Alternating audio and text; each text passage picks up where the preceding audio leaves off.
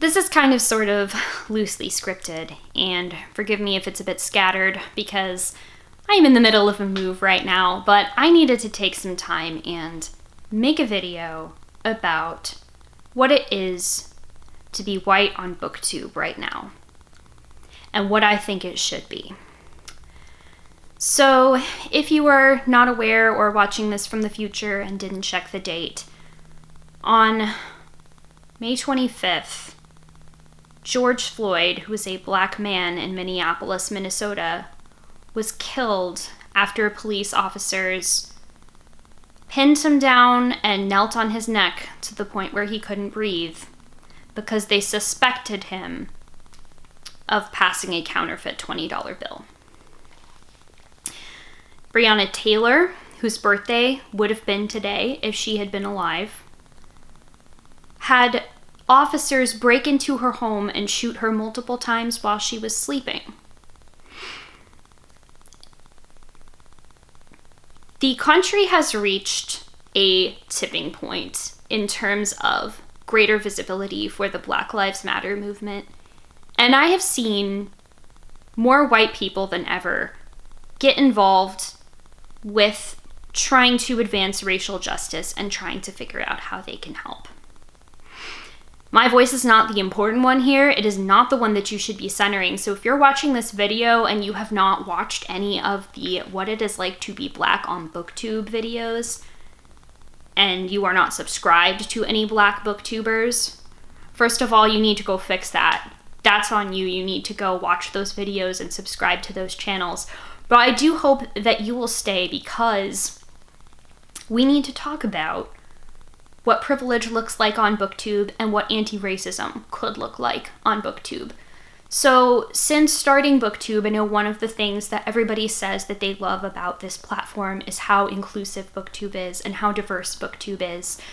Diversity is a fact of BookTube, just as diversity is a fact of life. There are all different kinds of people in the world, that is not debatable. But inclusion is a choice. Inclusion is something that as a booktuber, you need to be constantly dedicating yourself towards and dedicating the content of your channel towards.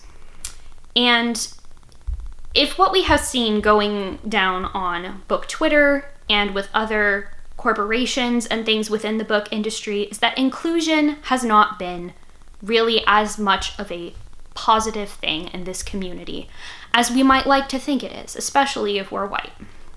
So yes, I'm talking about specifically what went down with Rachel Marie, treating Black booktubers and booktubers who are not white as tokens, like they're some kind of collectible to her. I'm talking about Book Outlet, which, as we have seen now, had this entire racist policy when it came to deciding who could and could not be their vlogger friends. They had one Black woman, Naya Reason Smiles, as one of their vlogger friends, and she worked her ass off to get there and has now had to resign her contract because of Book Outlet's racism. They fucked up.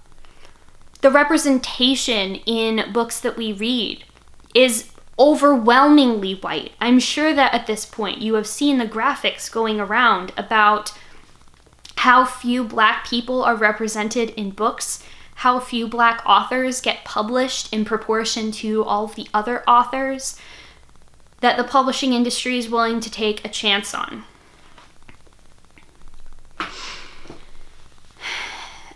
Like I said, if you haven't gone and watched any of the videos about what it is like to be Black on BookTube, I highly encourage you to do that now. Videos will be linked down below, channels will be linked down below.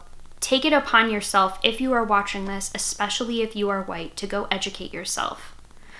But I want to talk a little bit today about what the experience of being white on BookTube is like, and what I need to do as an individual, and what I encourage all of us to do to become more anti-racist on BookTube.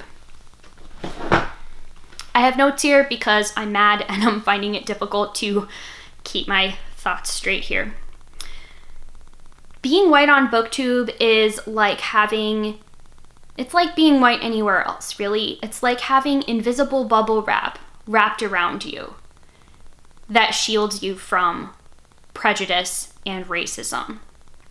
It makes you think that every good thing that happens to you on this platform is something that you worked hard for and is something that is well deserved for you.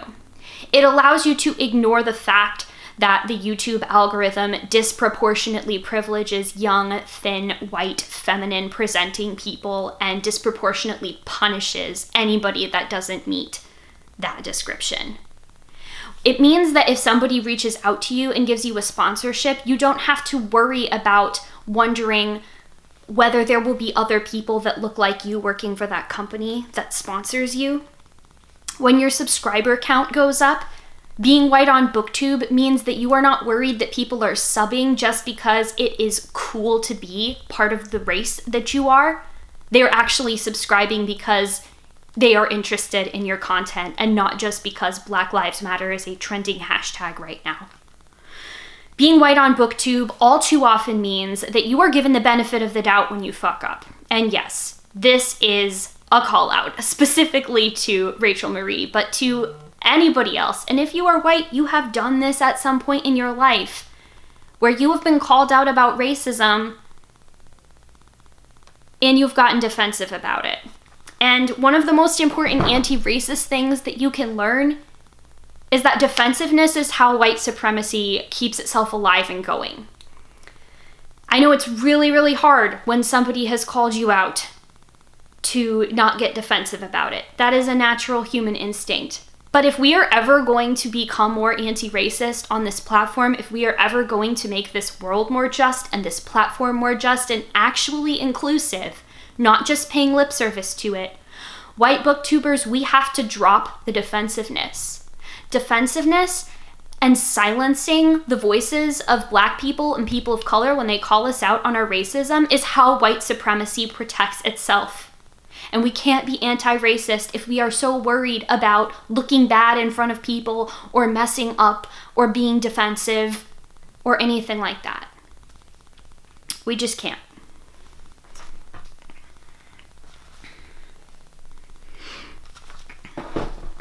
Being white on BookTube for me personally means that no matter how many other ways I may be marginalized, you know, even though I am queer, even though I am not cisgender, even though I am disabled, I'm still not going to have to worry that when I go seek out representation of those marginalized identities that I have, that I will be able to find representation of people who look like me.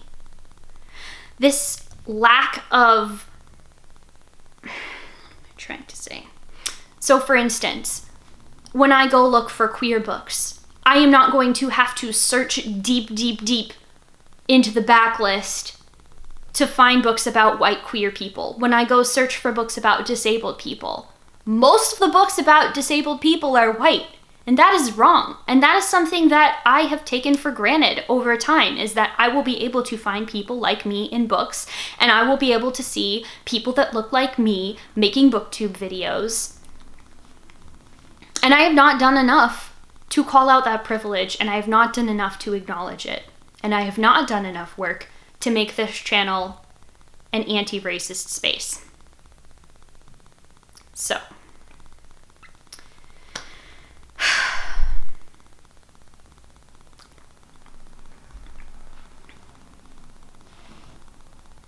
I know a lot of people have been reaching out to me.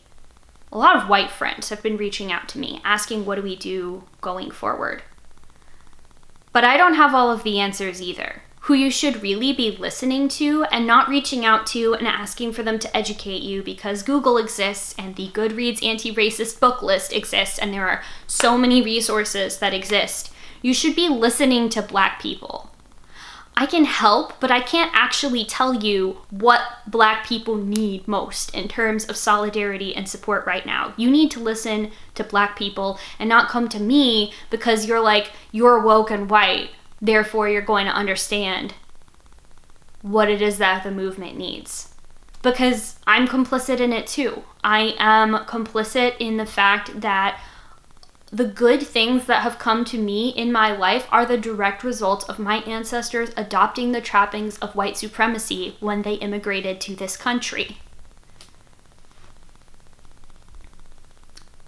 policies that are designed to further racial justice, such as affirmative action, disproportionately benefit my demographic, white women. Like, yes, I know I'm non-binary, but like, according to the government, that's what I am. White women.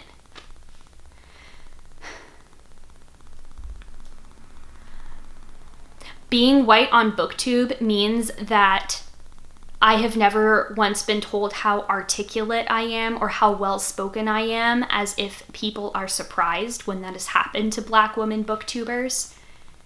It means that I have never once been told that I am making it about race. Even on books or even on videos that I make about things like Blackathon or my Black History Month reads. It means that when I get comments that are disparaging Black people and people who are not white on my videos and I respond to them, I can understand that they are wrong without feeling personally attacked and devalued and dehumanized by them, and that is white privilege on BookTube. White privilege on BookTube is the fact that I could ignore all of these issues and still do well on BookTube. I could still get numbers, I could still get views. I could still find books that represent me, about people like me who share my experience. And Black creators can't do that. Black creators don't just have the option to turn off that part of their lives just because we are supposedly such a welcoming and inclusive community. We are not welcoming or inclusive until all of our members are welcomed and included.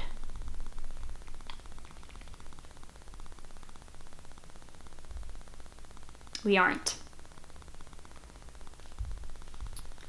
So white booktubers, we can't pat ourselves on the back because we included a single read a diverse book square in a bingo board for a readathon, or because we have a Black friend booktuber that we are subscribed to. So my challenge to my fellow white booktubers is to take a good hard look and seriously consider what you are doing to further anti-racism in your life right now. Not just where people can see you, not just because it seems cool right now, but because it's the right fucking thing to do.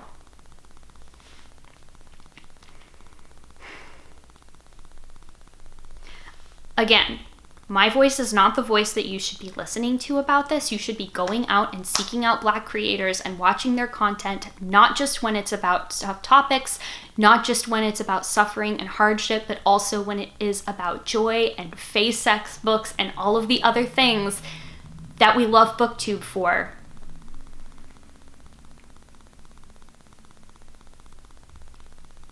But I would like to say,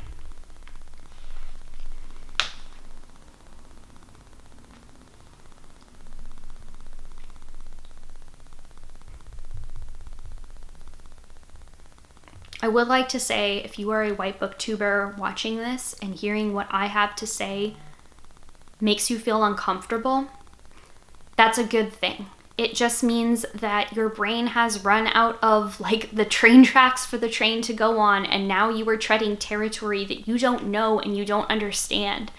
And I really encourage you to, and also I'm challenging myself here too, so you can hold me to that, come to it from a place of humility and from a place of being willing to learn and listen, instead of trying to reframe this in terms of your hurt white feelings, because Black lives matter far more than white feelings. And it is long past time that BookTube worked to acknowledge that truth.